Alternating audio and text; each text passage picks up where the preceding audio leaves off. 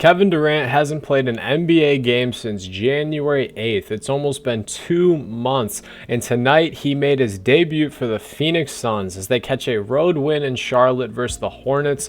The final score we had tonight was 105-91. It looked like a little bit of a blowout, then the Hornets were coming back a little bit.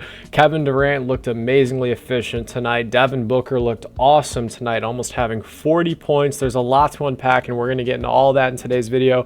But before we do, guys, I just want to say we're on the road to 1,000 subscribers. So if you're new here and enjoy NBA content, please consider hitting that subscriber button. Without further ado, let's get straight into this video talking about today's victor of the game, the Phoenix Suns. So Kevin Durant was on a minutes restriction tonight, but that didn't stop him from putting up a very efficient 23 points, 6 rebounds, and 2 blocks. One thing I want to say off rip, just because a lot of people are going to be talking about Kevin's offensive ability. Obviously tonight he goes 10 for 15.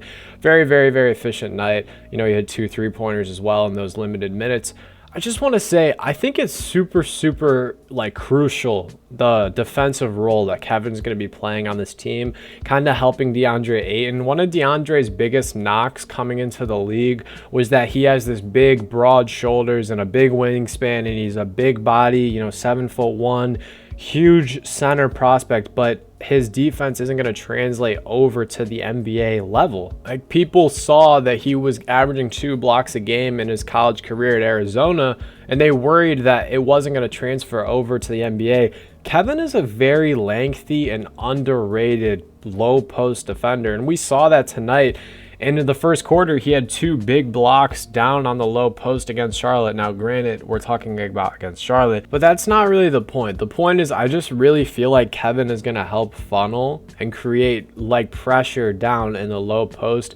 And tonight he showed incredible strength in that. Kevin really did look good. And what's more important than that he looked good is that he looked comfortable in their first game. I saw in one of the Phoenix Suns press conferences a couple days ago that Kevin said he had some guys working extra overtime and just, you know, practicing more and more, trying to get rotations. And we saw Kevin come off a lot of pin downs tonight, and I feel like we're going to continue to see that.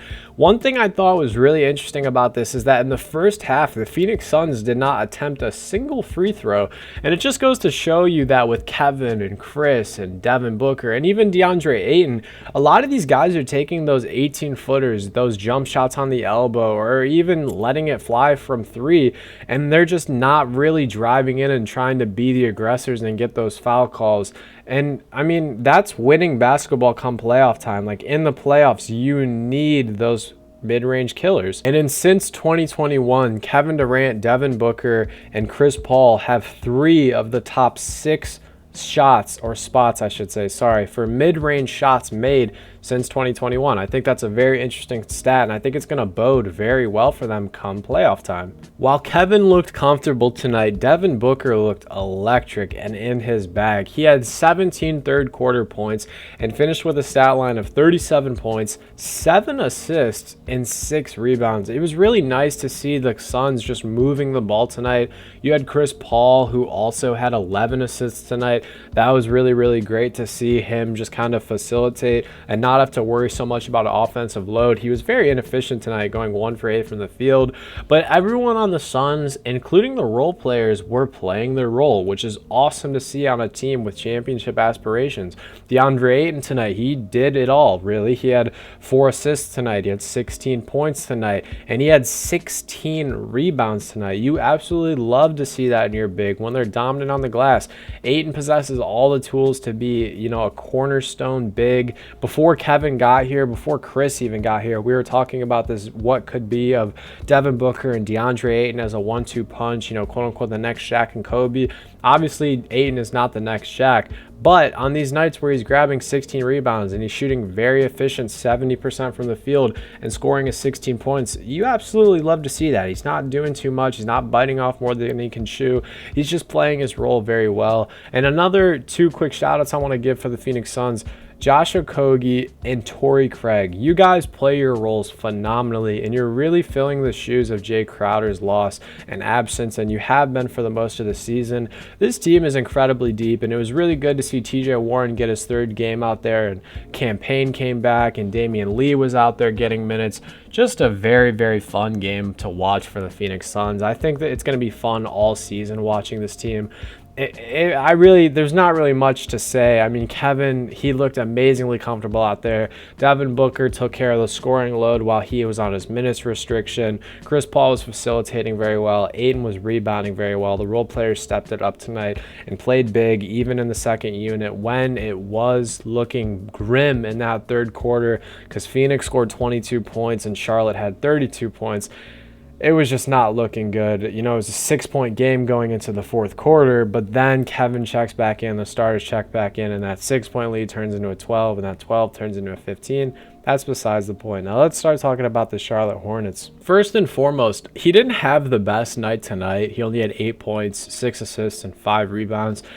But he also had 2 major blocks, and one of them was on Kevin Durant. And if you guys are wondering who I'm talking about, Dennis Smith Jr., I'm really hoping, especially with LaMelo's absence, that Dennis Smith is getting starter minutes, or at least getting inserted into the starter lineup. Dennis is one of my favorite players to watch in the NBA. I used to love watching him when he was drafted 8th to Dallas, back when he was playing with Luka Doncic and the Mavericks. That's besides the point. Tonight, just a very inefficient night. I mean, from Charlotte in general. In your starting lineup, just a very, very efficient night. Honestly, almost all the way across the board. But JT Thor goes 1 for 8. Gordon Hayward goes 5 for 14. Mark Williams goes 4 for 10. Terry Rozier shoots 7 of 18. Kelly Oubre, terrible efficiency, shooting 9 for 24 and 3 for 10 from 3. It just looked like one of those games where they kept just getting close, but they weren't really capitalizing on possessions. Like I said, going into the fourth quarter, they had a really, really good stretch and a really good run down the stretch. Kelly Oubre caught an absolute body in the third quarter, the end of third quarter, the last play actually, to cut the lead to 6. But they just weren't really capitalizing on turnovers. And I guess in your first game without your star, all-star point guard, a lot of people were coming into tonight's game kind of asking the question, how are we going to run this offense? How are we going to make this offense look smooth? How are we going to minimize errors? Tonight, they definitely didn't do that. They definitely did not minimize our errors. It sucks that tonight they didn't have the likes of PJ Washington, especially obviously when you don't have Cody Martin and you don't have LaMelo Ball. It was just a rough night. I honestly thought it was still a very entertaining game tonight. One thing I do want to say before I wrap this up, Steve Clifford did a really good job tonight, and you even saw Kevin walk over and give him his flowers.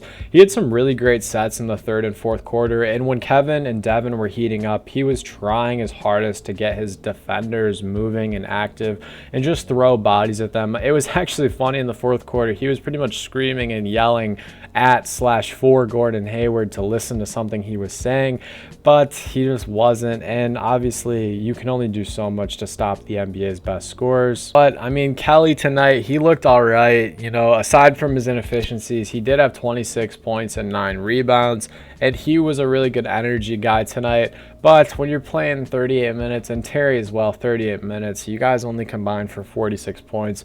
This Hornets team is going to need a lot more than that to win games while your star LaMelo is hurt. I'm hoping for the rest of the season they can just kind of build off any momentum they can find. This isn't really a season, obviously, where they're going to be making the playoffs. Coming into the night, you guys had 5 wins in a row. And we just kind of learn how to play together, figure out what's the narrative or motive with Dennis Smith. Hopefully PJ can come back from his foot injury soon. And you got to figure out what you're doing with Gordon Hayward and what the overall direction of this team is. But that was tonight's game, 105-91. The Suns win. Very entertaining one, even if it wasn't close at halftime. It was very fun to watch that third quarter, and very, very fun to just watch a fluent and good basketball team like the Phoenix Suns, and I'm really stoked to watch them the rest of the season. But what do you guys think? How was your experience watching this game? And if you missed it, I'm glad you made it this far and watched this recap. I hope you guys have a great rest of your day. Stay happy, healthy, and blessed. Peace.